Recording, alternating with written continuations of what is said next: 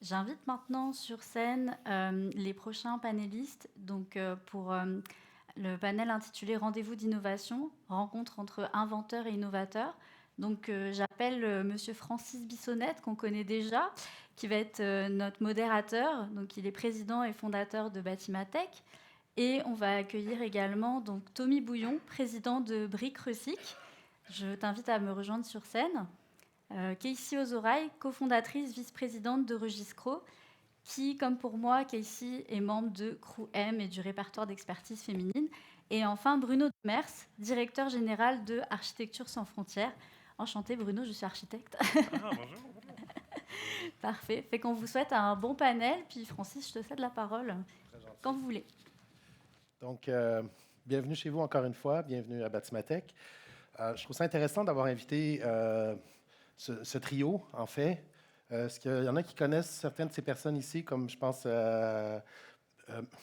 Architecture sans frontières? Est-ce que vous connaissez l'organisme, certains d'entre vous? Est-ce que vous connaissez Brick Recyc? Certains ont entendu parler. Puis également, Casey, par rapport à Regisco. Est-ce que vous connaissez Regisco? Parfait. Donc, on va en profiter pour faire un tour de table pour expliquer, nous dire dans vos mots la raison pour laquelle on vous a invité, puis le contexte de Regisco. Je vais commencer par vous d'abord, Casey. Oui, bonjour tout le monde. Donc, moi, c'est Casey de chez Regisco. Je suis la cofondatrice. Puis, Regisco, dans le fond, c'est une solution numérique qui sert de carnet d'entretien pour les immeubles en copropriété. Donc, on a vraiment développé une solution qui permet de mettre en place un carnet d'entretien efficacement. Donc, on a créé des formulaires qu'on peut remplir en ligne. Puis, automatiquement, on obtient un tableau de bord de tâches qui est prêt à être exécuté. Donc, ça l'encadre vraiment là, les syndicats de copropriété qui doivent dorénavant se conformer aux nouvelles exigences de la loi 16. D'accord. Merci. Tommy? Bonjour, Tommy Bouillon, président de plusieurs entreprises, où tout est débuté de mon entreprise principale, Maçonnerie Graton, qui a été fondée en 2006. Puis, Maçonnerie Graton est une entreprise qui œuvre dans le 4 étages et moins à haut volume à Montréal. On est la principale entreprise avec plus de 500 réalisations annuelles. Puis, sans cesse, je cherche à hausser la capacité de l'entreprise, puis je vois qu'on jette des très bons matériaux aux poubelles, puis on achète des moins bons qui proviennent des États-Unis. Fait que s'il y avait un non-sens pour moi quand on fait du recyclage à la maison, un pot de yogourt, whatever, arrive sur un chantier de construction, c'est une catastrophe. C'est là que j'invente la machine Brick Recyc, qui est une machine qui dégarnit le mortier de la brique. C'était l'enjeu mondial. Tout est constitué de briques mondialement, donc c'était l'enjeu que je cherchais à réaliser. Puis par la suite, une seconde solution, une fois avoir réalisé cette étape-là, c'était la problématique de on déconstruit des bâtiments, on jette ça, puis de l'autre côté, il nous manque de briques pour faire des réparations, de l'entretien, d'autres étages. Ça fait qu'on est en train de perdre notre capital urbain, notre patrimoine. Fait que c'est là que j'invente la solution Web Recyc, qui est une solution qui est vraiment pas simple, qui est très technologique, très simple pour l'utilisateur, mais ça me prenait de grands partenaires, beaucoup d'opérations. Fait que c'est là que je vous présente Bruno, qui est un partenaire dans l'initiation Web Recyc. Merci, Bouillon. Merci, Tommy, pour cette transition. C'est mon nom aussi. Il est tellement... on l'appelle Tommy Bouillant, il est effervescent d'innovation, de solutions. M'introduire rapidement, Bruno Demers, directeur général d'Architecture sans frontières Québec. Donc, pour amener le lien avec Maçonnerie Graton, Web Recyc, Brick Recyc. Nous, d'abord, on est un organisme qui est spécialisé dans la solidarité, donc on intervient auprès des populations vulnérables. On a une quinzaine d'années. On travaille au niveau de la résilience climatique pour adapter les bâtiments, les habitations aux inondations au Québec. On travaille auprès des populations vulnérables à Montréal, organismes communautaires, populations sans-abri. On travaille aussi en coopération internationale dans des pays en voie de développement. On travaille aussi avec les communautés autochtones du Québec. Donc ça, c'est certaines choses qu'on fait, des activités éducatives. Puis l'économie circulaire s'est installée progressivement dans les 5 dernières années. On est propriétaire, en fait. Est-ce qu'il y en a qui connaissent Ecoréno? Hein? Bon, bien, ça, Ecoréno, c'est nous, c'est notre centre de matériaux. C'est un centre qui a une vingtaine d'années. On le redéveloppe, on le fait grandir. On a déménagé dans 10 000 pieds carrés. Donc, on s'est installé dans l'économie circulaire des matériaux de la construction par la récupération et le réemploi. Donc, pas le recyclage au sens là, conventionnel là, des maîtres de la construction. Et on a cherché à consolider différents partenariats. On continue à le faire. Et le partenariat qu'on a fait avec Tommy, avec Brick Recycle, puis la création de Web Recycle, c'est un très bel exemple de partenariat. On va en parler un peu plus aujourd'hui, mais qui montre comment on peut innover, pas seulement technologiquement, mais aussi socialement. Je ne dis pas le punch, Ouais. on va Mais, le tantôt. ce que je trouve intéressant, puis c'est la raison pour laquelle j'ai invité, juste une parenthèse rapide, juste partir le timer pour qu'on gère le temps, s'il vous plaît. Ce que je trouve intéressant de la relation de Tommy puis de Bruno, l'intention, c'est de se dire, tu inventes quelque chose, parce que je rappelle que dans la salle, il y a des inventeurs. Je rappelle que dans la salle, il y a des gens comme Tommy, comme Casey, qui viennent d'une industrie, qui viennent d'un secteur, qui comprennent ce qui existe, qui voient ce qui n'existe pas, puis qui se disent à un moment donné, je me retrousse les manches, puis je crée ce que je pense que l'industrie a besoin de répondre. Dans le cas de Tommy, ça répondait à un besoin de lui-même, de son organisation. Il y a une centaine d'employés, il y a une réalité chantier, l'entreposage de la brique, le shipping, tout ce volet-là qui était une problématique. Dans ton cas, tu connaissais bien le secteur de l'immobilier, peut-être nous en parler. Oui, donc moi, antérieurement, j'étais gestionnaire de copropriété, puis on travaillait dans l'industrie. On gérait vraiment des immeubles d'envergure comme des immeubles plus simples. Puis quand venait le moment d'intervenir rapidement dans des situations d'urgence ou même quotidiennement aussi, on n'était pas capable d'accéder à l'information. Et on le voit vraiment, là, il y a un roulement des gestionnaires d'un bâtiment à l'autre ou d'un syndicat à l'autre, puis l'information était toute éparpillée. Puis donc, quand venait le moment de devoir intervenir, comme par exemple quand il y avait une infiltration d'eau à la toiture, on ne savait pas qui qu'il fallait appeler. Mais on le sait, il y a des garanties de 10 ans sur des toitures, puis du moment où est-ce qu'on fait venir un autre intervenant, on perd la garantie. Donc, c'est vraiment une façon... Bien, en fait, le fait qu'on était dans le domaine, on cherchait un outil pour mieux gérer les bâtiments qui était à notre charge, puis on ne l'a pas trouvé, puis surtout pas un outil qui était vraiment adapté à la copropriété.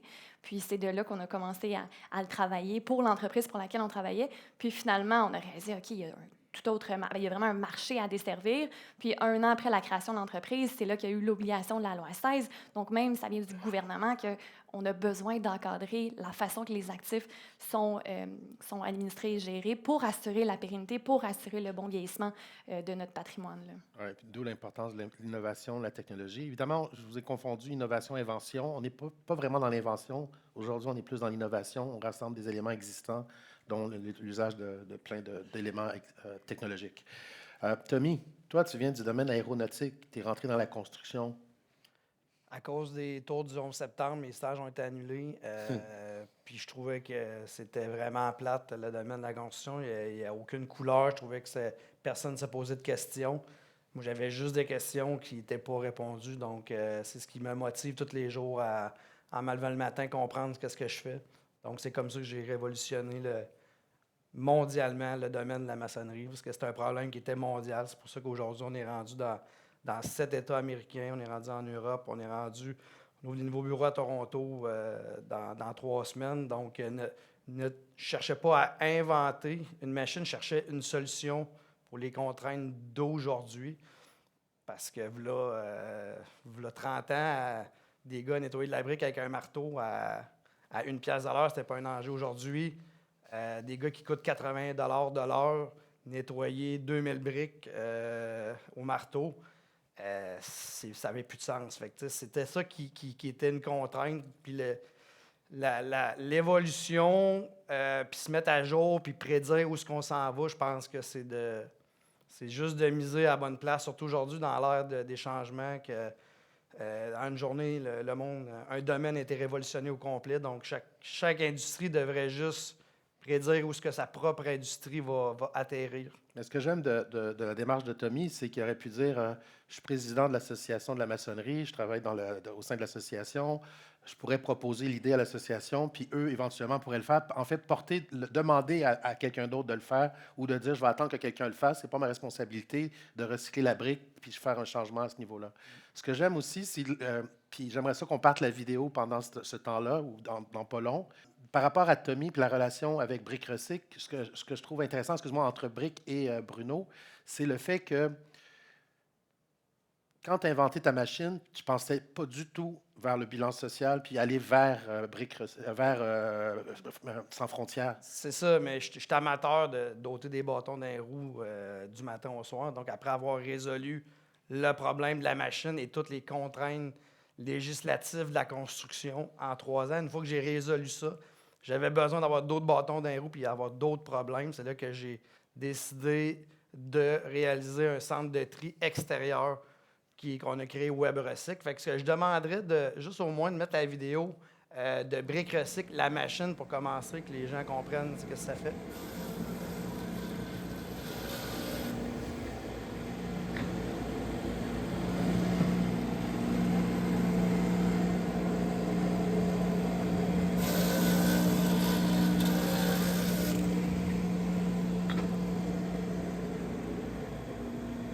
Donc, peut-être l'expliquer, là. Mais Ouais, moi, ça reste simple. Dans le fond, ce que j'ai créé, c'est que je voulais une usine transportée sur un chantier pour faire de l'économie circulaire de premier degré. Donc, on trouvait de quoi qui était portatif, qui pouvait s'agencer à une construction réaliste, sans changer le comportement des maçons. Évidemment, la construction, c'est un domaine qui est produire. Donc, c'est vite jeté, baguette magique, ça a disparu.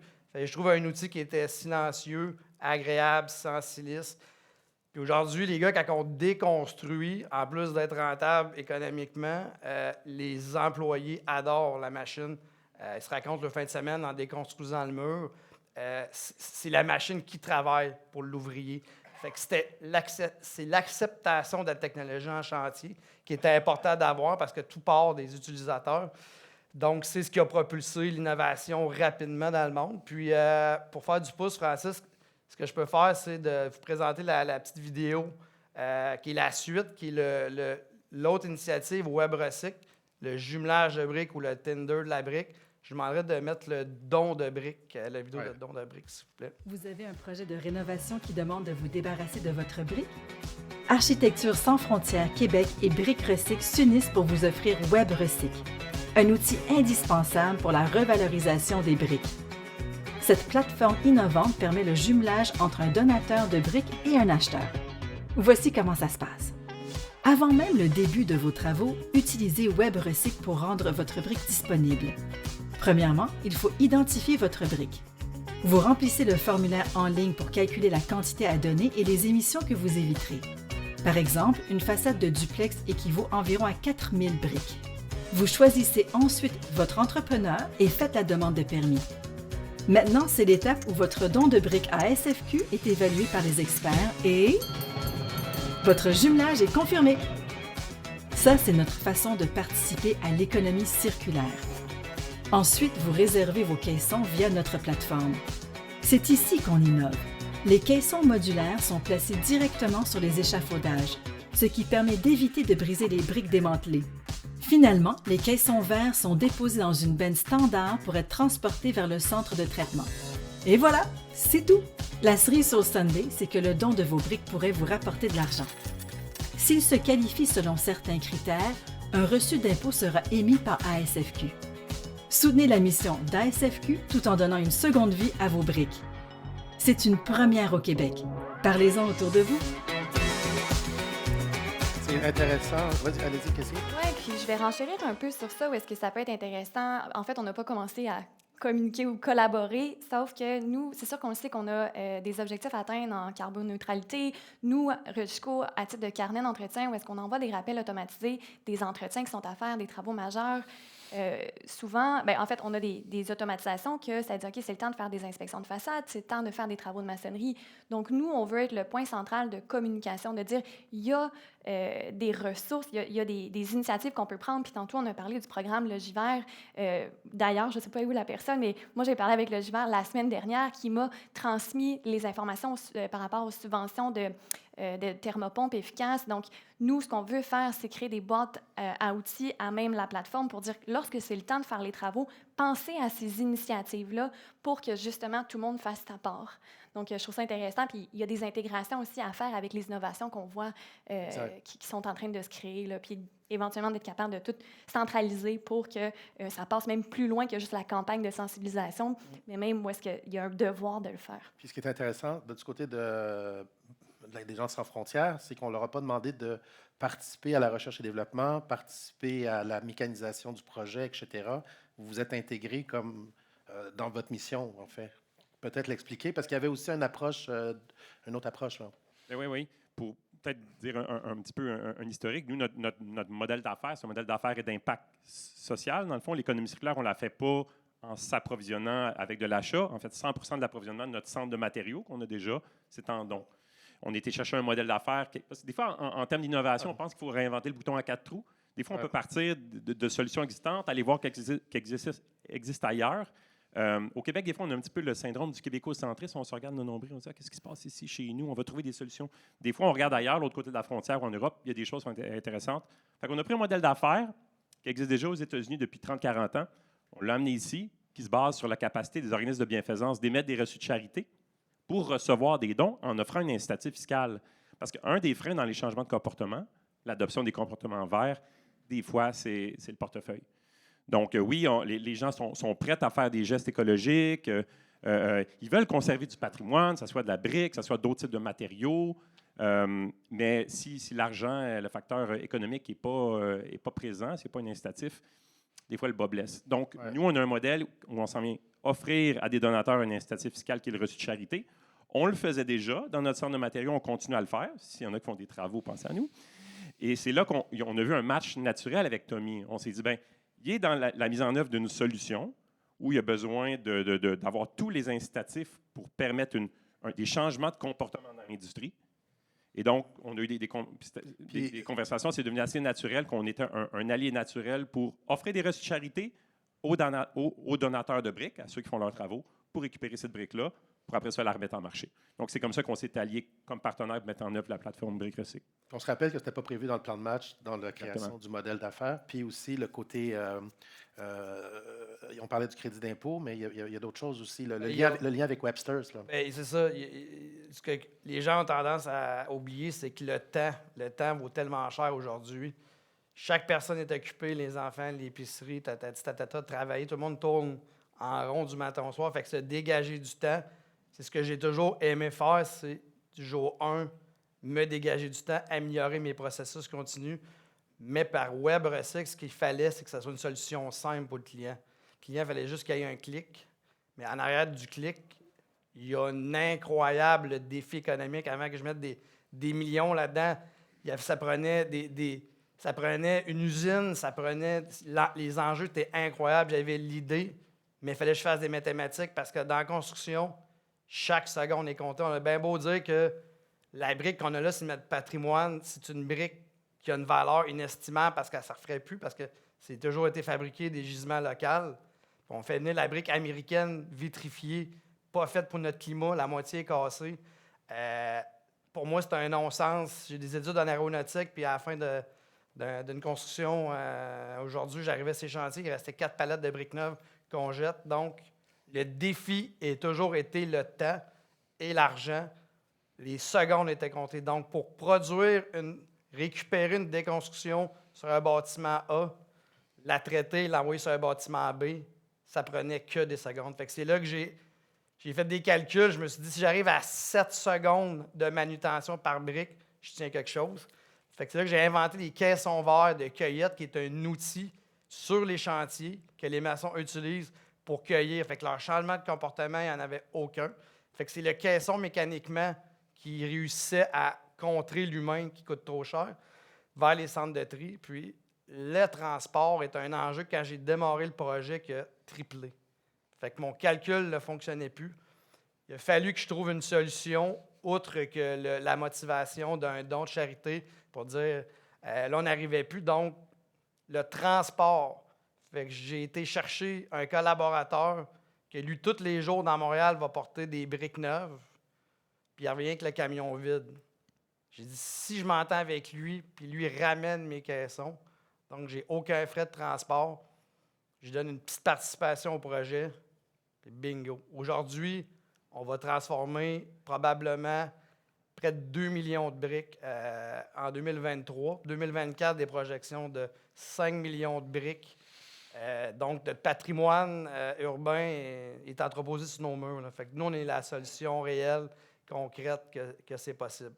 Puis ce qui est intéressant, encore une fois, je dis souvent le mot intéressant, c'est le fait que, encore une fois, tu viens du domaine aéronautique, tu es embarqué dans un projet de recherche et développement. Il a fallu rendre la machine normative parce que pour son usage personnel, il n'y avait pas de problème. Tout le monde pouvait l'utiliser dans son équipe indirectement, mais pour des raisons de santé et sécurité, les normes gouvernementales, pour le rendre à l'international, sa solution, ça nécessitait une conformité. On l'a accompagné dans ce projet-là avec un prof d'université, un étudiant de Polytechnique. Là. Ouais, les fameuses normes. Ouais, que tu avais de la bave sur le bord de la bouche quand tu lisais ça. Eureka, tout fonctionne. Après ça, c'est l'étage complet d'ingénieurs qui ne trouvent que des bâtons des roues à ton innovation. Là. Je fais comme aïe, aïe, aïe, aïe, aïe. Fait que là, c'est là que les bâtons des roues, un à un, les normes, les si, fait qu'on travaille. Puis une fois qu'on a réussi à passer les normes de la sécurité machine qui augmente tous les jours, il y a des nouvelles lois, j'ai l'impression, puis partout dans le monde, tous les syndicats, tous les territoires. Fait que là, on réfléchit avec mes ingénieurs à des solutions universelles qui vont fitter dans tous les pays. Les Américains qui veulent juste entendre parler de production, que les Européens qui n'ont pas de place pour la mettre, etc. Fait que l'objectif était de rendre une machine universelle, la simplifier parce que elle produit des rapports de décarbonisation, on optimise la performance. On a réussi à rentrer tout ça, les normes, puis arrivent sur le marché québécois. On est bloqué par la commission de la construction parce que la machine, qui l'opère, la machine? Une autre affaire que je n'avais pas pensé. Fait que j'appelle la CCQ.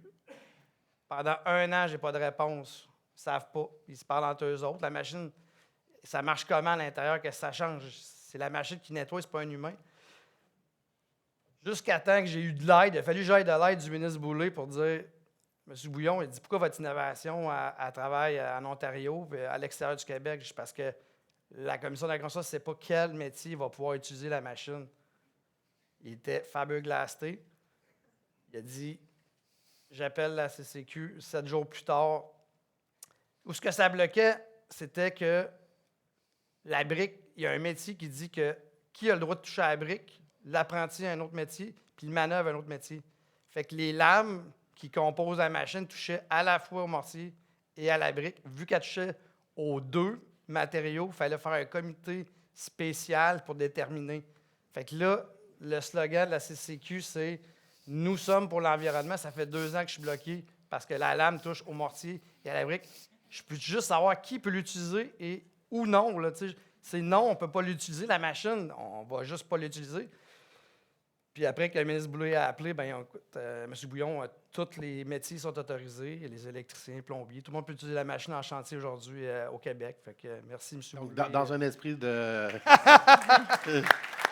dans un esprit d'innovation, il y a des règles, comme tu dis, c'est le fun quand les règles changent, mais aussi, des fois, il faut faire travailler la CCQ, la RBQ et compagnie. Dans ton cas, tu dis qu'il y a eu un changement de réglementation. Est-ce qu'il t'a fallu que tu t'adaptes aussi par rapport à ta solution ou que tu adaptes ta clientèle? C'est particulier parce que nous, initialement, c'était plus comme un logiciel de gestion, un logiciel qui allait permettre de mieux gérer puis mieux encadrer. Après ça, il y a eu l'adoption de la loi 16 qui est arrivée en janvier 2020. Toutefois, la loi 16, le projet de règlement n'a pas officiellement été déposé encore. Donc, on sait qu'il y a 30 à 40 000 syndicats de copropriété qui vont devoir s'y conformer. Sauf que tout le monde est un peu en train de voir, OK, c'est quoi les solutions qui se présentent à moi? Comment est-ce qu'on va pouvoir se doter d'un carnet d'entretien de manière efficace et à moindre coût aussi, parce qu'il y a beaucoup de bâtiments que c'est des frais quand même astronomiques là, d'envoyer une équipe technique pour un bâtiment de 6 unités. C'est quelques $1000, quand en réalité, ce qu'on veut, c'est qu'ils entretiennent bien le bâtiment. Donc, on ne veut pas qu'ils payent pour ces frais d'expertise-là.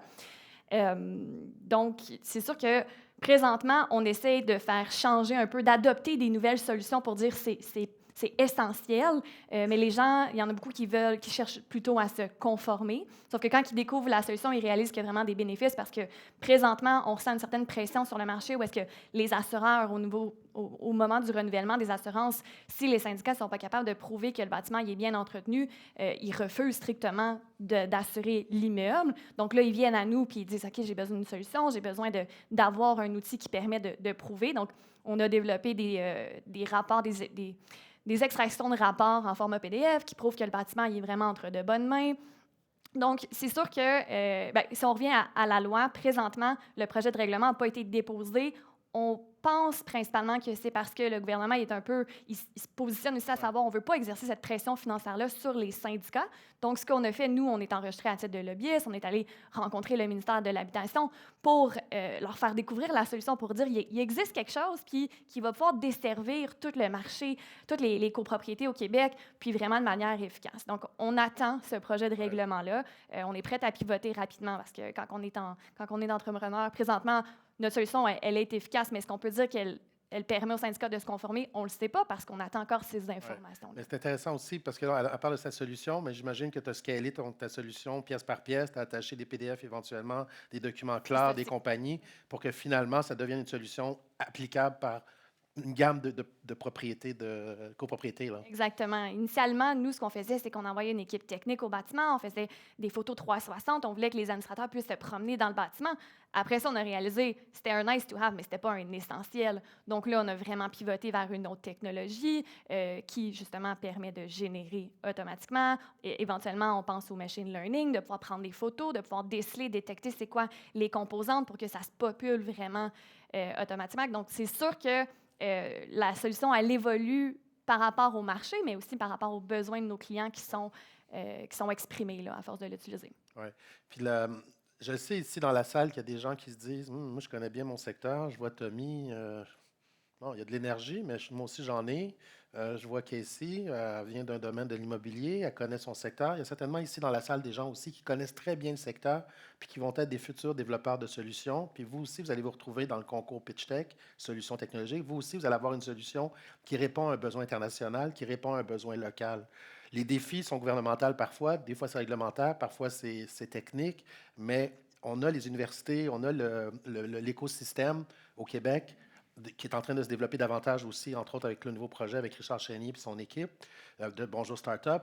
On a la capacité, nous, les gars de la construction, de réfléchir en termes technologiques. Puis ce que je trouve extraordinaire du côté de Tommy, c'est que lui, c'est pas un gars de startup, là. Puis tu sais, moi, ça fait longtemps que je vois les gens de la maison Notman, puis tous ces gens-là, puis je leur dis, quand vous réfléchissez bâtiment intelligent, vous réfléchissez toujours avec des gens de TI, mais il n'y a pas de gars de construction dans la salle, il n'y a pas de personne qui est détenteur de licence, personne qui connaît votre industrie, qui connaît bien. Puis un gars comme Tommy qui comprend l'industrie, malgré tout, rencontrer des embûches en cours de réalisation pour quelque chose qui était simple. Là. Hein? Juste ça, des embûches. Oui, c'est ça. Mais en même temps, on se rappelle qu'il n'est pas tout seul, Tommy. Hein? Il y a une équipe. Oui. Ce que je trouve intéressant aussi, c'est que son équipe l'a dédié. Parce que si vous êtes une organisation de 200, 300 employés, inévitablement, on doit libérer des dirigeants pour ça. Tantôt, il a parlé des humains en disant « Ah, cette année, ça coûte cher, 85 $ pour un employé, il doit nettoyer la brique, etc. » Mais Tommy, as-tu vraiment diminué le nombre d'employés? Non, j'ai augmenté ma production. C'est ça. Mais tu n'as pas diminué le nombre d'humains. Ouais, puis la machine fait juste assez de bruit pour que je les entende soupirer. C'est bon. Donc, j'aimerais ça qu'on respecte le temps. Puis j'aimerais ça savoir si parmi vous, il y en a qui ont des questions, s'il y en a qui ont des inventions, qui veulent échanger avec nos invités pour justement répondre. Mais avant ça, est-ce que Bruno, tu veux rajouter quelque chose? Non, moi, ça me semble complet. Mais ce que je trouve dans notre modèle, c'est l'aspect vraiment... c'est très rare qu'on pense s'allier à un organisme de bienfaisance. Donc, c'est vraiment tout à l'honneur de Tommy et d'Architecture sans frontières d'avoir pensé à cette association-là. Il y a un modèle qui nous ressemble dans l'industrie. C'est le modèle dans le recyclage de l'auto. Il y a la Fondation de l'ARPAC, la Fondation du Rhin, qui ont des modèles similaires dans le recyclage des voitures. Pensez s'appuyer des fois sur le milieu communautaire, le milieu bienfaisant, pour mettre en œuvre des solutions dans l'industrie. Bien, des fois, ça peut créer de la magie comme on fait maintenant. Oui. Puis ce qui est le fun, c'est qu'il a dit tantôt que ça prenait un entrepreneur pour caler la shot, puis un permis, etc. Donc, on ne se retrouvera pas comme dans le temps de la Tour Eiffel, des ferrailleurs qui avaient calé la shot pour la détruire après l'exposition, pour récupérer le métal. En tout cas, qu'importe, c'était comme une blague, mais etc. Est-ce qu'il y en a qui l'ont entendu, cette blague-là, ou vous ne la connaissez pas? OK. Rapidement, après la Tour Eiffel, les gens la trouvaient laide, certaines personnes, puis ils se disaient, à la fin de l'expo, il y a des gens qui ont fait des faux contrats avec des ferrailleurs pour dire venez la récupérer à la fin de l'expo. En tout cas, ça a l'air il y avait plusieurs contrats qui circulaient comme ça pour la fin de l'expo. Voilà. Donc, mais la brique, ce ne sera pas possible. Je trouve ça vraiment extraordinaire. On se revoit, nous puis Tommy, dans une autre conférence qui a lieu à un autre lieu aujourd'hui. Donc, Tommy, on collabore souvent ensemble maintenant. Je suis content aussi de l'autonomie de Tommy, c'est-à-dire qu'il sait bien s'entourer, puis je pense que Casey doit faire la même chose. Ils doivent s'entourer, se protéger, parce qu'ils rentrent dans des univers qui sont... vous n'êtes pas familiers là, à tout l'ensemble de l'œuvre. Là. Puis bravo. Est-ce qu'il y a des questions dans la salle? Est-ce qu'il y a des gens qui osent? Allez-y. Bonjour Tommy, bonjour Bruno. Moi, j'ai une question pour vous deux. Premièrement, moi, je suis dans la construction, je fais de la rénovation de projets résidentiels d'envergure. Donc, la récupération de matériaux, là, on en a en masse. J'ai commencé dans la construction en 2015, puis les déchets là, qu'on génère, qu'on jette dans les containers, c'est incroyable. Donc, les critères de sélection de nos clients, là, quand on choisit un client, ce qui est important pour nous, c'est vraiment la récupération des déchets. Donc, ma question, c'est ça, on se rend compte qu'il y a beaucoup de déchets, on fait des listes avec les clients, puis on envoie ça à Eco-Réno, tout ça. On se rend compte que de plus en plus, on a des difficultés à trouver preneurs. Donc, il y a un surplus de matériaux récupérés. D'ailleurs, je suis content avec Tommy, on a fait un premier projet de récupération de briques. Il y en a d'autres qui vont s'en venir également bientôt. Mais qu'est-ce que vous pouvez répondre à ça pour trouver plus de preneurs, puis des gens qui vont vraiment mettre la main sur 10 portes ou 15 fenêtres, 40, 50 solives récupérés? On dirait qu'il y a beaucoup de matériel, mais il y a peu de gens qui vont aller les récupérer. Okay. Je peux juste faire la brique, je te laisse après le reste des matériaux. Oui. La brique, ben, je veux dire, c'est qu'une question de coût. Je fais des conférences pour Recyc Québec, puis toutes les futures annonces qui s'en viennent, c'est juste des augmentations de coûts. Centres de tri. Pour la brique, les centres de tri, les gens qui ont le droit d'acheter des matériaux 3 fois, il y a beaucoup de choses. Quand il y a une nouvelle solution, je vous le dis, dans le bois, dans n'importe quel secteur, quand tu contrains le lobby à dire à ces organismes-là comme le Recyc Québec, le Recyc Québec sont assis à la table de tous les centres de tri du Québec. Fait que les autres disent OK, ça veut dire que là, on ne va plus subventionner les centres de tri. Ça veut dire qu'il y a une meilleure solution, par exemple, pour la brique. Ça veut dire que la brique, ce qu'ils vont faire, ils vont la dévier vers WebRecyc parce que c'est une solution de revalorisation plutôt de concassage. Mais il a fallu que je passe toutes les étapes, les contraintes, je rende ça économiquement rentable, puis après ça, les instances vont propulser l'innovation. Eux autres, ils ne trouvent pas l'expérience terrain. Fait que je vais laisser Bruno pour le reste, mais économiquement, tant qu'il n'y a pas d'économie pour un entrepreneur, de dire je prends un 2x4 là, la conscience est bonne, mais jusqu'à quel prix? Fait que j'ai réussi à le rendre économiquement rentable. Aujourd'hui, ça va être beaucoup plus économique, ma solution, mais elle ne l'était pas il y a 2 ans, qu'elle a commencé à être réfléchie. Fait que c'est là que je laisse Bruno le restant des autres matériaux. Qu'est-ce qui se passe, Bruno, avec les autres matériaux? C'est ça, c'est une question, une super bonne question, puis c'est une question complexe. Il y a une très grande variété de matériaux, qu'on soit dans le résidentiel, qu'on soit dans le commercial. Disons, en excluant les matériaux qui ont plus de valeur d'usage, qui n'ont plus de valeur sur le marché, puis pour lesquels il n'y a plus de demande. Pour les autres matériaux, peut-être que tu rencontres, des matériaux, tu le sais qu'il y a une valeur encore sur le marché, puis tu sais qu'il y a une demande potentielle, mais généralement, c'est des demandes latentes qui ne se manifestent pas parce qu'ils ne peuvent pas être mis en lien dans des plateformes au travers d'outils de mise en marché où l'offre et la demande peuvent se rencontrer. Je pense que le goulot, là, il est à ce niveau-là. Donc, comme nous, avec notre centre de matériaux, hormis la brique, là, on va avoir de la brique aussi en démonstration pour la rendre disponible à communiquer.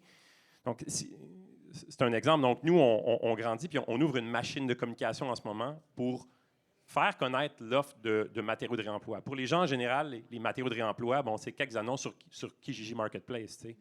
Donc, on ne structure pas un marché avec Kijiji Marketplace. Ça prend le développement d'outils de commercialisation, de communication là-dessus.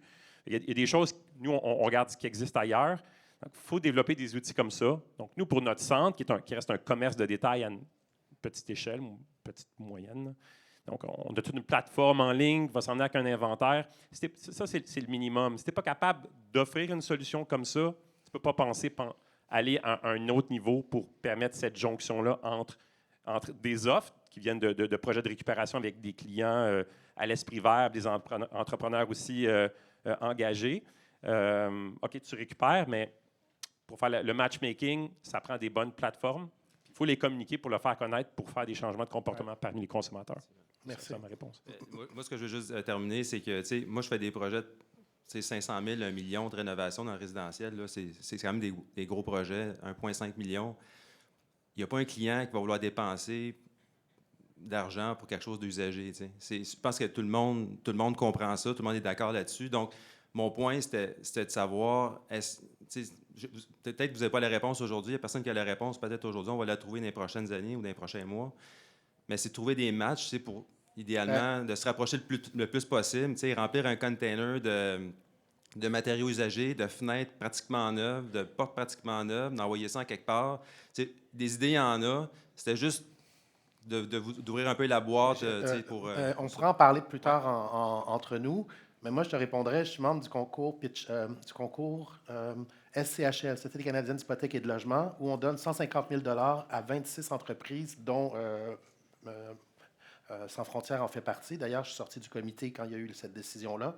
Mais l'idée, c'est que il y a 26 solutions qui vont recevoir à travers le Canada 150 000 $ pour le prototypage d'une idée pour mieux bâtir au Canada.